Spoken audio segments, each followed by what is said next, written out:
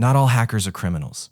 In fact, the world's biggest companies, Google, Microsoft, Facebook, pay hackers to hack their systems. So what's the difference? In today's video, we'll learn about all the categories of hackers: white hat, black hat, gray hat, and some other important types that you need to know.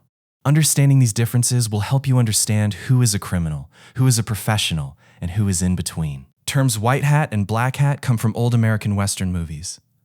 In those movies, good characters usually wore white hats, and bad characters wore black hats. The audience could tell who was the hero and who was the villain at a glance.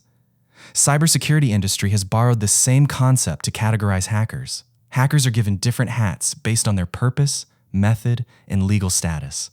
Let's take a look at each one. Think of hackers as a spectrum. On the far left is completely legal and ethical hacking. On the far right is completely illegal and harmful hacking. And in between is a gray, ambiguous area. Now let's look at each category in more detail. A white hat hacker is a security professional who hacks systems, but completely, legally, and with permission. They are also called ethical hackers. The main characteristics of the work of white hat hackers are three things. First, authorization.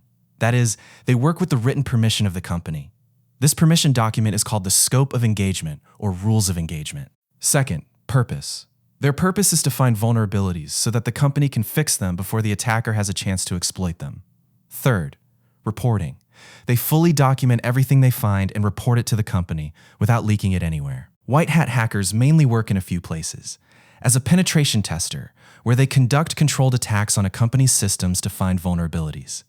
As a bug bounty hunter, where they participate in a company's public bug bounty program to report vulnerabilities and receive money in return. As a security researcher, where they research new threats and vulnerabilities. And as a member of a SOC or red team, a company's in-house security team. Most importantly, white hat hacking is completely legal, but only when there is written permission. Breaking into a system without permission, even for good intentions, is a legal offense. It is very important to keep this limit in mind. Black hat hackers are the opposite. They break into systems without permission, and their goal is to gain personal gain, damage, or destruction. Common motivations for black hat hackers are, first, financial gain, such as hacking bank accounts, extorting ransom with ransomware, or selling stolen data. Second, information theft, stealing corporate secrets, personal information, or government secrets. Third, damage or disruption, shutting down an organization's services, taking down a website, or destroying data. Fourth, recognition or ego. Some hackers attack simply to prove their skills or gain fame in the hacker community. Their common activities include banking fraud, identity theft, data breaches, distributing ransomware, and selling stolen data on the dark web. Legal consequences of black hat hacking are very serious. Most countries have laws regarding computer fraud and abuse, under which, if caught, you can be sentenced to years in prison and huge fines. In international cases, extradition may also be possible. Now we come to the most complex category, gray hat hacker. They stand between white hat and black hat. Gray hat hackers usually enter a system without permission. In this respect, they are similar to black hat, but their goal is not to cause damage, but to find weaknesses and report them to the company. In this respect, they behave like white hat. For example, a gray hat hacker might find a security flaw on a company's website, test it on his own, and then report it to the company, without asking for any permission. Now the question is, why is this a problem? Because no matter how good the intentions, accessing a system without permission is technically illegal. The company can take legal action against this person if they want, even if they don't cause any damage. This is why gray hat hacking is called a legal gray area, a legally ambiguous area. Many companies accept and thank gray hat hackers for their reports, but some companies see it as an illegal intrusion and take legal action. The best way to avoid this risk is to use a bug bounty program. Here, the company itself gives permission in advance that their system can be tested within certain rules. As a result, you can do the same thing completely legally without going into the gray area. In short, white hat is permitted, has good intentions, and is completely legal.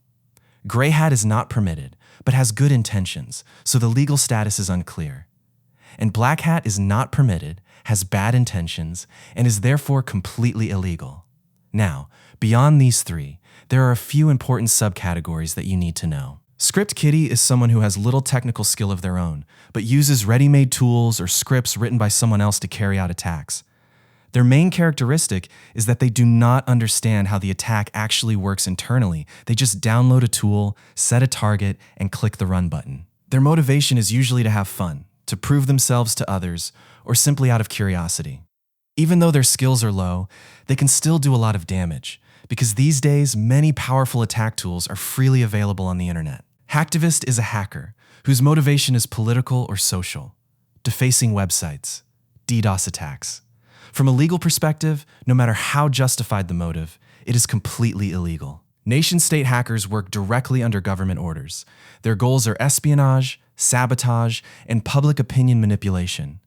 They are the most dangerous because of their large budgets and unlimited time, and are called Advanced Persistent Threats, or APTs. There are three main roles in professional security.